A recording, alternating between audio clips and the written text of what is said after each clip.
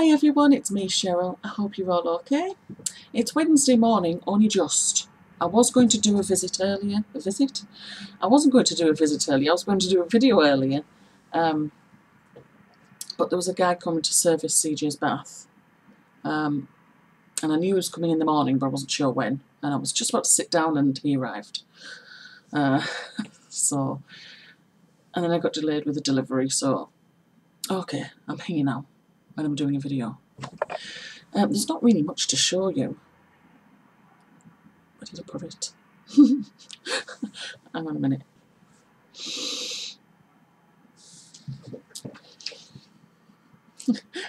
It's on to Pevy. Because I actually finished this a few days ago and I washed it and I laid it out flat. And I tried to take a picture of it a couple of times, but the sunlight wasn't quite right in the room. It was either too dark, too bright. Anyway, I managed to get it perfect this morning. Well, I think it was perfect. Oh, I don't want to take it off then. I have to. Okay. It is now finished. And this is the little flowers, and there's some that side. And that side as well. I did 2 of these. I thought I did 2 last time, but apparently I didn't. When I looked at the photos, I only did 1 each side. But this has got 2. I totally forgot. Maybe I just got over ambitious. Anyway, that yarn is James C. Brett, not Brat. James C. Brett Woodlander. I can't call it James C. Brett. It's nice yarn, that. Well, what else have I got to show you? I did start on the cowl. I don't know what it's called. It must be somewhere. If I find out what it's called, I'll put the not music. Oh, I can't think today. I'll put the title of it in the description box. But it's part of a craftsy class, so I'm making blocks, 6 blocks in total. So this is block 1. Which way around is it? I can't remember which way around it is, but I don't suppose it really matters at the end of the day. Oh yeah, that was the bottom. That's where I started. So that's block 1. And I'm doing block 2.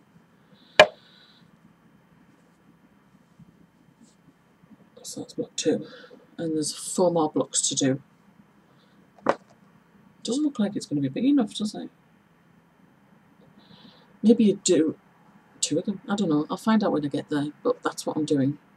And that's just a DK weight yarn. So that's that.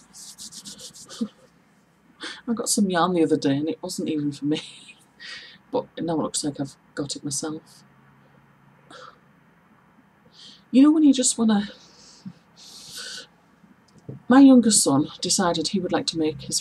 He sent me a message saying, would you teach me to make a beanie? And I thought, oh, that was just last week. I thought, yeah, sure, but there's 2 options. I wasn't going to go into the rigmarole of teaching me how to hand knit. I thought crochet or loom knit a hat. But I thought with crochet, yes, he could learn the stitches, but he's got to really become au fait with holding the hook and the yarn and master his tension and stuff like that. And to make a beanie straight off within just a few days, you know, he might not take to it. And I figured the safest thing to do was just set him off on a loom knit hat and off he can go. It's not really going to be many issues with that. So he agreed to that.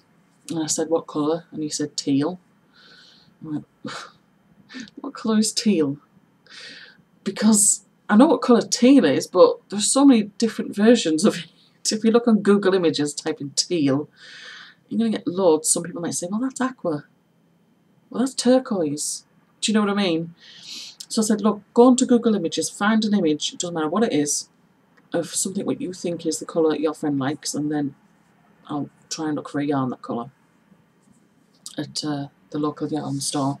So anyway, he sent me a picture of this woman's nails. It was like that. She was posing and she had lovely nails. And so I actually managed to find something in the local yarn store, Chunky.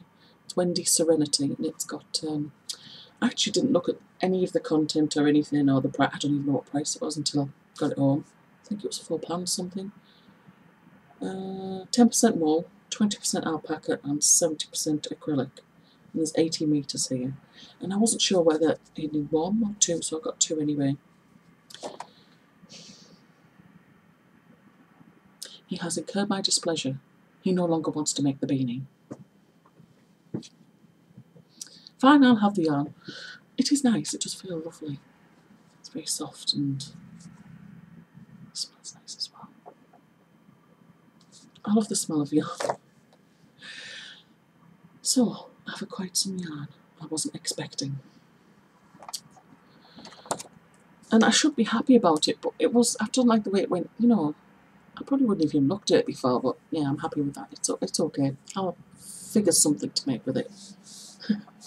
And it's in the bag, but remember this I'm making. I had to laminate it because I just carried the 2 sheets around in my bag and it was getting all crinkled. I tried to iron it. Didn't iron very well, but I didn't want to put it on anything that would melt, make the ink run or anything, so I finally laminated it.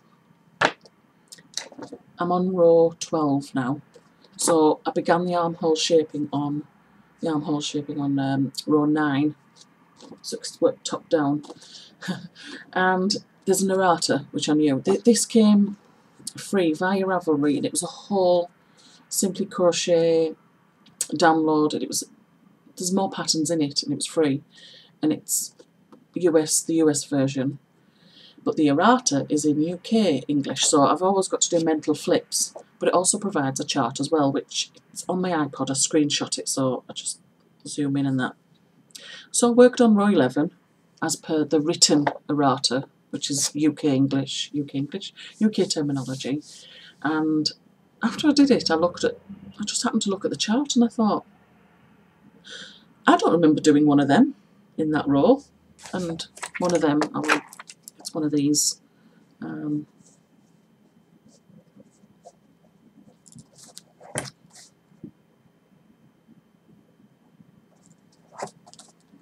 of them. Oh, bleaching again. That's so annoying. Right. No, we were getting it there, that's it. The top. One at the top, where am I? There, the top one, with a double crochet, the chain stitch, and the double crochet into a double crochet at the bottom. I didn't do any of them. The written instructions never said that, so I checked with these as well. This concurred with the errata written instructions, but except that was in US terminology. But the chart showed one of them symbols, and I thought, I didn't do one of them symbols. Read back through the written instruction. No, it's not there. It was an error. So I wanted to make sure it was an error. Checked on row 12. The chart shows the flow of what should happen. That looks fine. And it concurred with both this and the English, the UK terminology errata. So row 11 was wrong. So if you're doing this at all, and you're looking at the errata, row 11 is wrong. Follow the chart, not the written word instructions, because you need one of them symbols. You need to do that on row 11.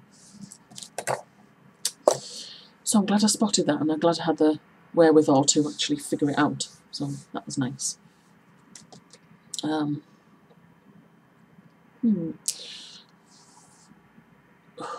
I going to talk about? I've been looking at loom stuff because, you know, I put it down. I picked up a loom last year. I put it down out of frustration because it seemed like chunky yarn. Oh, it's a postman. Hang on a sec. Hi, I'm back. My husband was expecting some packages today, so I knew I'd be interrupted at some point. So I was talking about looms, and I discovered them last year and became disillusioned when it seemed all they could use was chunky yarn on them, or 2 strands of worsted, and at that point I didn't have any worsted, that kind of thing. And then I downloaded this PDF, and I can't remember the name of the website, it begins with a J, and it listed all these different types of looms, and the sizes and did the C2C peg spacing, so that's centre to centre. And so you therefore got all the gauges. One of them's wrong on there. And I think it's a knitting board, and I don't know which one it is, because when I looked at the knitting board website, it has a different number. I think it's knitting board. But anyway, it was interesting to go through that and look at the different gauges anyway. And what was that? Where was I going to go with this?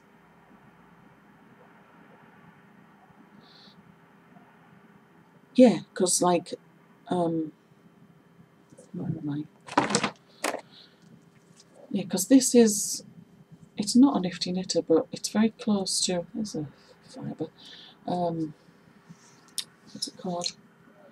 Pam's got some, Pam Chatfield. I think it's Michael's Loops and Threads, same colour set, I think. But it has 41 pegs, so I assume it's the same kind of thing. Mine was called, it's either Knit Quick or Quick Knit.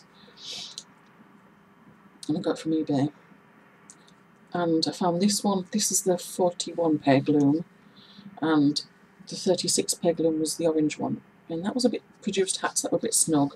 This one produced hats that were a little bit big and needed elastic. So apparently a nifty knitter brought out that one, that's a 48 peg loom, but it had a smaller gauge, like between the spaces between the pegs. And I tried to source that. Unless I'm living in America, it won't happen. But that's okay, because I was just looking, at this chart. No, it wasn't a chart, it was a PDF with tables and the peg spacing. And I thought, well, how do you know what it produces? So I decided to go through the ones that have the looms that have, because I've got like one of these which has holes for extra pegs, as you can see, so to make the gauge smaller. And I have like round version of them. So it has, the round version has a different gauge to this. The details were given on the website I got for these, and the round ones like this. Whereas the other one, people had to measure it or something, I don't know. But anyway, I went through the looms that I've got, and I was thinking, well, how can you tell what piece it will produce unless you actually knit on there? But I was looking at numbers. What I did was, and I don't know if this is whether it's good scientifically, whether it's the right thing to do, I don't know, but I was just looking at the difference in numbers. I multiplied the number of pegs times the gauge. Now, the gauge is usually given in fractions of an inch, which are really hard to calculate with, so I downloaded a conversion table into millimetres.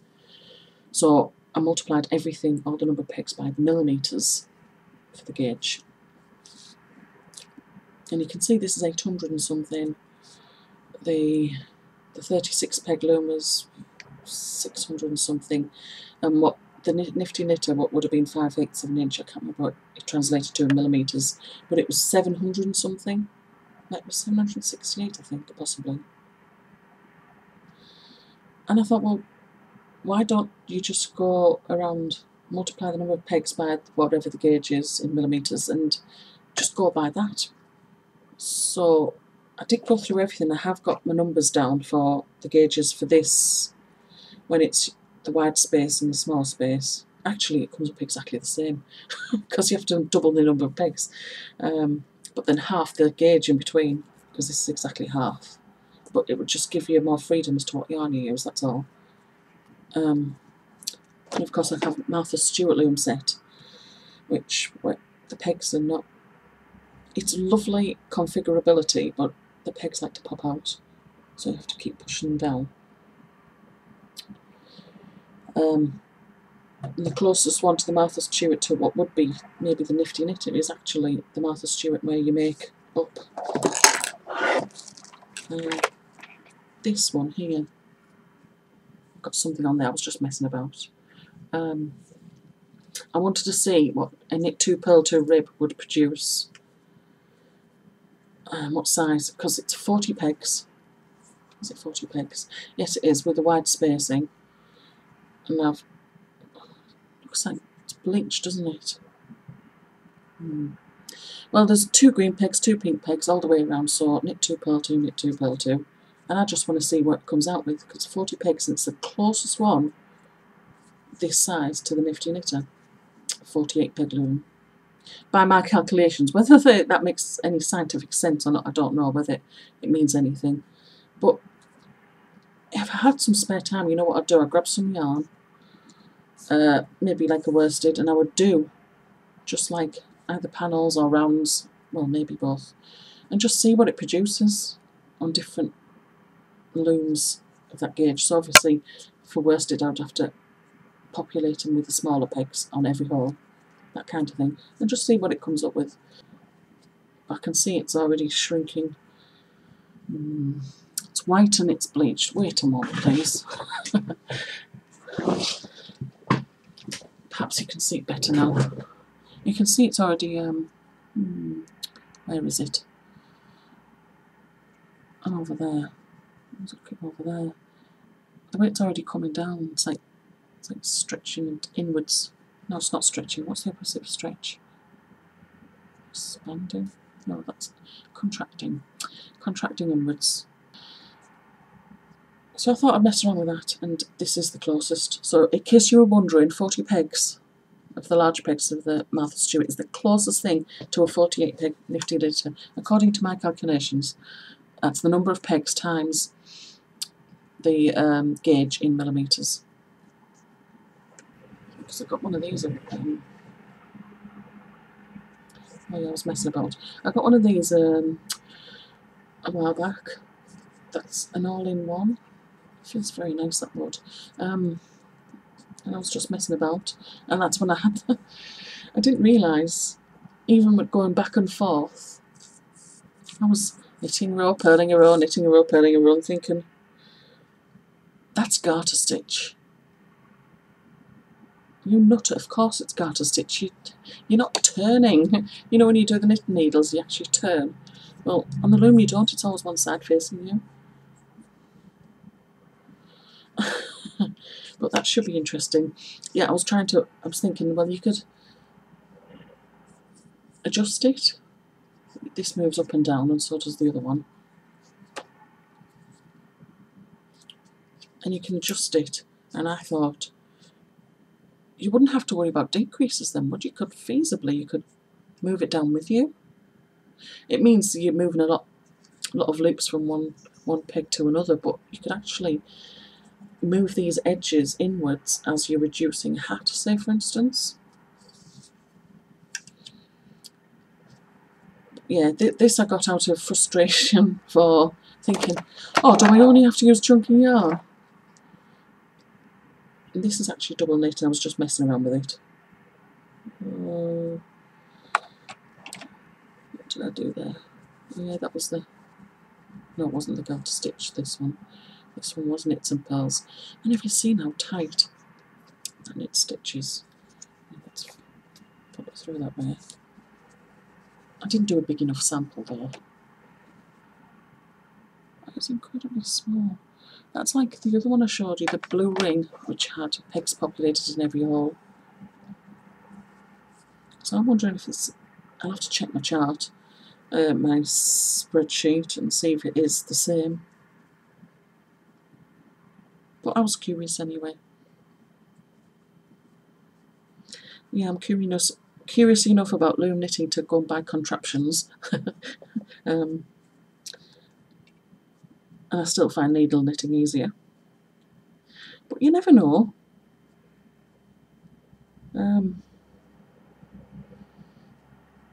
Because like I'm 43 now and I'm getting old, and I might be afflicted with arthritis when I'm older, and this would be wonderful. So I've got my equipment there, so there you go.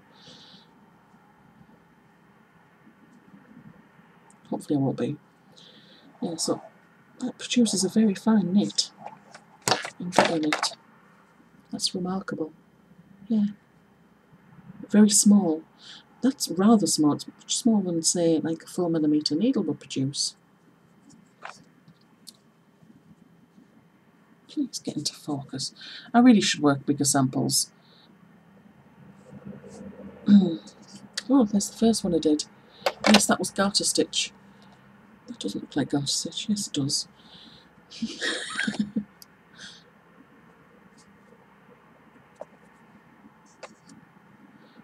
I also got, this was ages ago as well, when I was working on the 2 at a time taupe socks, I was even buying DPMs as well, just really getting equipped just in case to try different things, and one of the things I got was that, and I haven't used it yet. It looks fascinating. It's got a smaller gauge.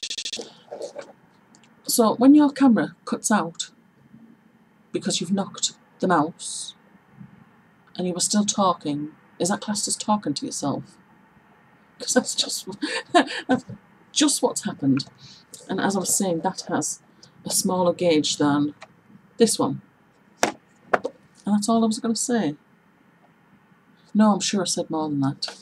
Yeah, I got that in readiness just in case my needle knitting of socks didn't work out. And I still haven't finished that first sock. I was doing Christmas presents. I am getting to it. I do a couple of rows at a time. I'm about halfway down my foot. But that will not go to waste because I'm curious. I like contraptions. I want to see how things work, and I will be curious to see a pair of socks on this. So I will do some socks on this at some point in the future. And it's not competing with something else, like seasonal knitting, crochet. Next week is the last week of term for the Christmas holidays, so I'm actually working on Wednesday, making popcorn. I don't go into work just to make popcorn, but I am making popcorn that day because it's a school production, and so helping out making popcorn for the parents. This week I worked Tuesday, and we're serving Christmas lunches. So we were dressed up. I had my Christmas jumper on. I borrowed CJ's Christmas hat. It's nice to wear it for once. That's, you know, since I made it. So it was an absolutely wonderful atmosphere. Really enjoyed that. I have wardrobe malfunction. There's these things right in the top of tops, for hangers, right? And they just don't look unsightly in the outfit. And people keep saying to me, just take them off. No, I'm not going to do that. I've done that before, and it was a mistake because the top would not stay on the hanger after that. So it's unwise to take them off. Yeah, this last few weeks at work I have been working on a different day other than Monday, and it's been quite a relief not having a sandwich day on Monday, because normally it's taking CJ to and from college in the next town, and then going to work, well, coming home for about an hour, then going to work, and then collect him straight from work. And it's just like, I mean, Thursday's the same, except it's knit and natter, and I go straight to knit and natter, and then I've got an hour at home. But in that way on seems better for some reason, rather than coming home then having to go back out. So I seem to manage much better with that one. But it has been a nice change not having to go out again on a Monday. And well, apart from to collect CJ from college, it's nice to have that break in between. But of course it means I don't have a full free day on Tuesday or Wednesday, but just occasionally it's absolutely fine as long as I don't have any appointments. So that's been fun. And yes, I think that is everything, because there's really nothing more to show you. That's it, yes. I'm going to go now. Have a lovely week, and hopefully I'll show you something next week. I don't know if I will be able to. Will I have anything to show you next week? I don't know, but we'll see. Okay. Take care, everyone. Bye.